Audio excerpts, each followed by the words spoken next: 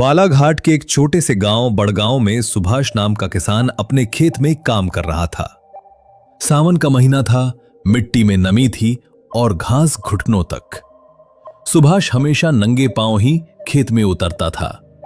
उस दिन भी वह हल चला रहा था, तभी अचानक उसे बाईं एड़ी में चुभन सी हुई। उसने नीचे देखा, काले हरे रंग का एक लंबा सांप फुफकारता हुआ उसके पैरों के पास से सरक रहा था। उसने झट से डंडा उठाया, लेकिन तब तक सांप पास की झाड़ियों में गायब हो चुका था। सुभाष को चक्कर आने लगे, उसके माथे पर पसीना छलक आया। सुभाष को गांव लाया गया। सब समझ गए सांप ने काट लिया है, पर गांव का वैद्य राम जी कुछ अलग ही बोले। काटा तो है, पर यह जहर फैल ही नहीं रहा, इसकी नब्ज ठीक चल रही है। गांव में हलचल मच गई। सब टेंशन में थे कि अब क्या होगा। सुभाष को सरकारी अस्पताल ले जाया गया, लेकिन डॉक्टर ने भी अजीब बात कही। काटने के निशान हैं, लेकिन न सूजन है न जहर का असर, आदमी ठीक है। इसी बीच खेत से खबर आई, वही सांप मरा पड़ा मिला। उसकी आंखें फटी हुई थीं और मुंह से झाग निकल रही थीं। खाजी गांव वाले ससोच में थे। सांप ने आदमी को काटा, आदमी बच गया, लेकिन सांप मर गया, यह कैसे मुमकिन है?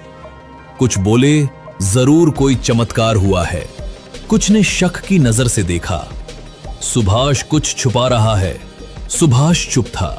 वो खुद नहीं समझ पा रहा था कि आखिर हुआ क्या।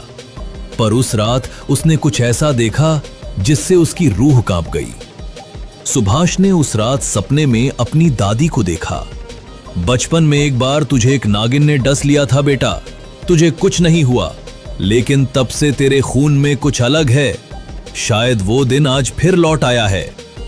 सुबह उठते ही सुभाष ने अपने बक्से से वो पुराना तावीज निकाला जो उसकी दादी ने बचपन में दिया था। उस पर कुछ संस्कृत में लिखा था, विषम विशस्य औषधम।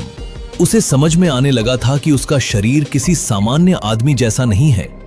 उसके खून में वही जहर है, लेकिन उल्टा काम करता है। मिसप्लेस्ड गांव में अफवाह फैल गई कि सुभाष में नागों की आत्मा है।